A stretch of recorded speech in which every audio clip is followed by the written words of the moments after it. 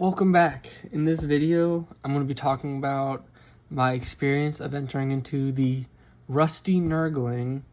And sorry if I sound a little off, I'm a little bit sick as of recording this, but it won't be like this for the rest of it, over like the voiceovers on that. But I'll show you the first model I did for it, my Praetor. So he didn't really get a high placing, but that's fine. But then I also entered in my Leviathan dreadnaught, which got 10th place in the large single category. In next year's Rusty Nurgling, I am planning on doing one of each category, starting with single large being the Contemptor dreadnaught and using this Sons of Horus upgrade kit. So let's get into it.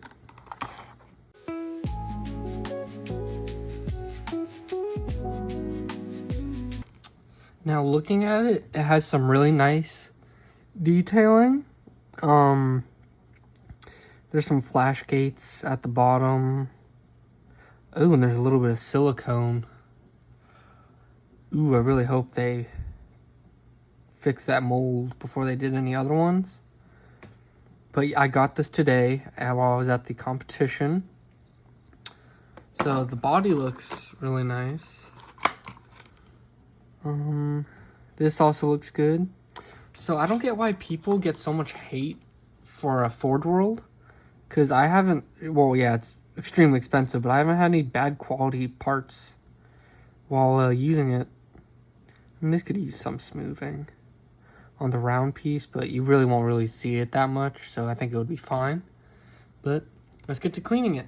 So to clean Forge World, you want to let it sit in a tub or some type of container with water and dish soap. The dish soap will help remove the mold release agent, so you can apply the primer and it won't just rub off so easily. So what I do is I first put the soap in the water, let it sit for a little bit, and then I put in the pieces and then put more dish soap over those pieces, and then I mix it around a little bit with a brush or the toothbrush I'm using, and then I use that toothbrush and just scrub off all the mold release agent just to make it nice and clean. But you want to do this several times, and then once that's done, you want to empty out that container and then fill it with just normal clean water, and then wash off all the soap and then let it dry for a while. Now to start off, I'm going to build the plastic kit, and then while I'm waiting for the Forge World stuff to dry, I'll try and get all these parts done and then glue it all together when everything's ready. Let's get started. Now the first thing I start to do is to clip off all of the parts for the feet of the dreadnought, and I start to shave off any leftover bit of sprue on the parts, and I glue it together per the instructions.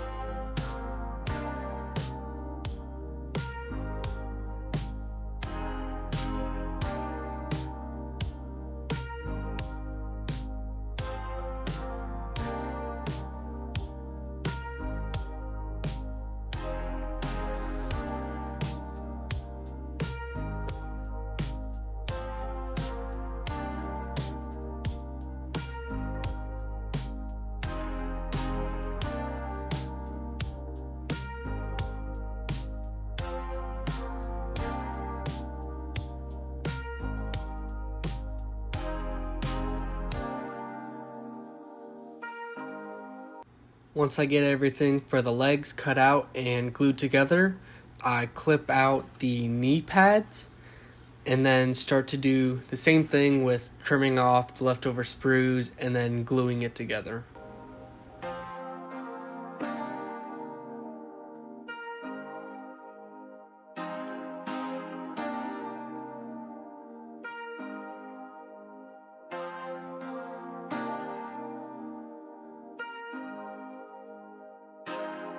Now the next thing I need to do is start to put together the middle section of the body, and I just start doing the past steps where clipping it out, trimming it, and just glue everything together as per the instructions.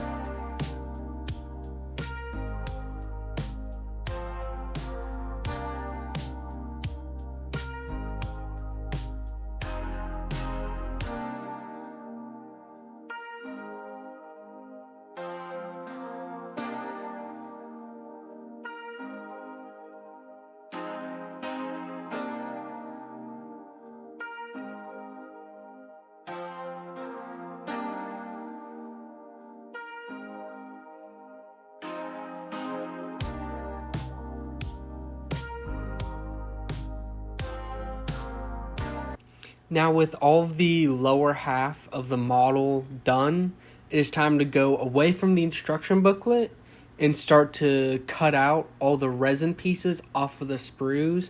Start cleaning them up with my X-Acto blade, getting rid of all of the leftover sprue and flash gates, which there are a bunch inside of the main body.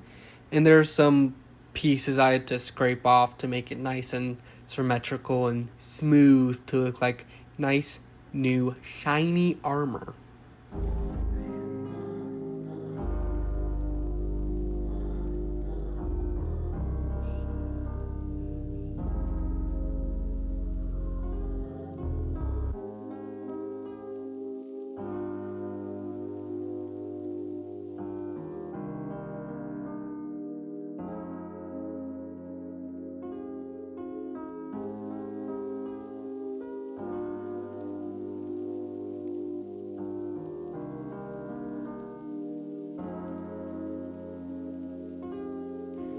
Now with all the Forge World parts clipped out and cleaned up, I'm going to start clipping off the plastic version of the body, because I'm going to use that for basing to make it like have one foot on it and the other foot in like rubble or just in mud or something.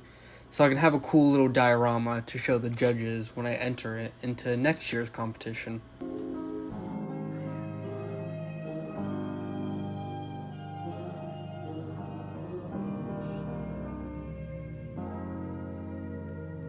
Now once I have it all together, I then grab my clippers and just start destroying the back of it so I can have it sit nicely flush against the base to have a nice flat surface so I can easily put the foot of the Contemptor Dreadnaught on top of it.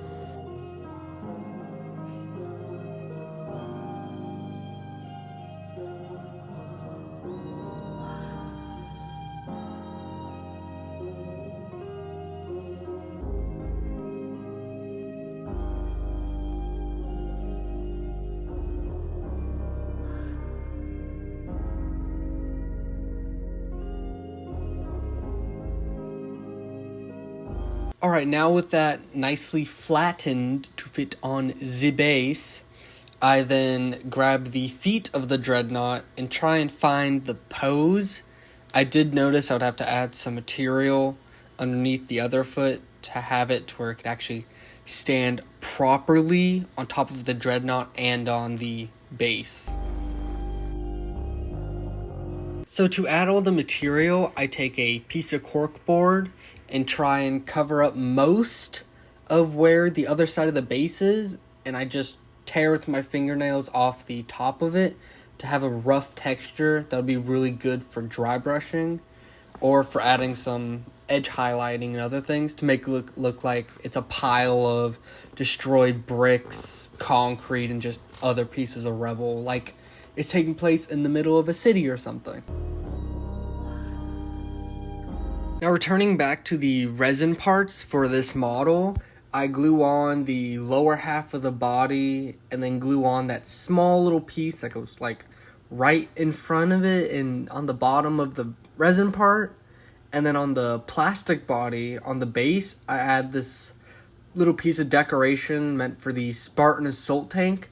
I just bend it a little bit and then I plastic glue it. Unfortunately, the foot doesn't sit flat on it, so I kind of take my clippers and remove like the entire middle part, but it still looks fine afterwards. Here I'm drilling a hole through the side of the body so I can add some like wires from the Space Marine from the Spartan tank. The wires that connect to the back of it, I'm going to have those sticking out of the side to make it look like it was kind of a part of the dreadnought and it got like shot or something.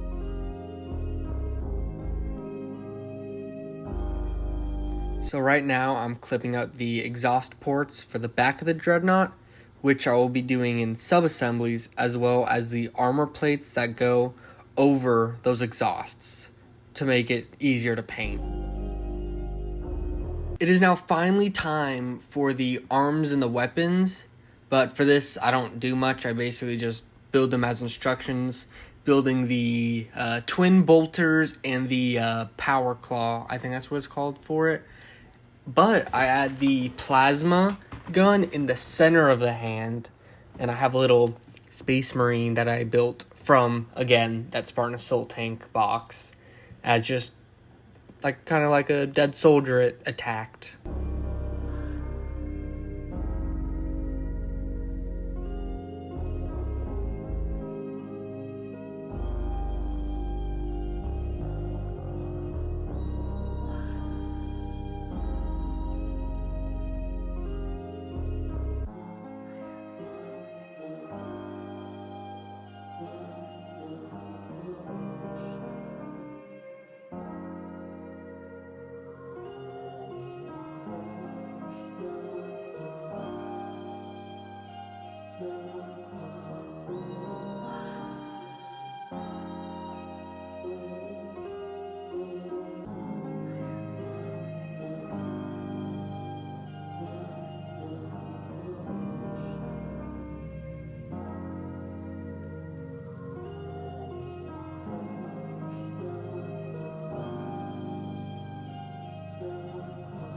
Now with all of the pieces of the arms ready, I glue the shoulders, basically, of the arms to the resin part. But first I score them, both the plastic parts and the resin parts. Now this is the Space Marine I made. Yeah, the shoulder's a little bit messed up, but I had to do that so the fingers could actually fit on the fist. But to put the hole in the chest, I literally just took a wood carver, put up to like almost the max heat and just straight through.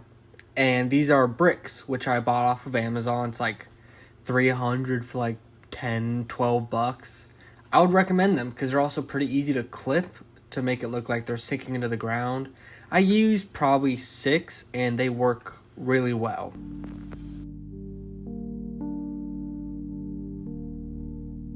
Now for the very last step of building this model, I am getting the smoke effects from the Gazgul kit for the 2 twin bolters, but I do need to clip a little bit of detailing off, smoothing it out to make it nice, round, make it look organic, like, well, smoke, to make it look like it just shot off a couple rounds of bolters, and then that's basically it.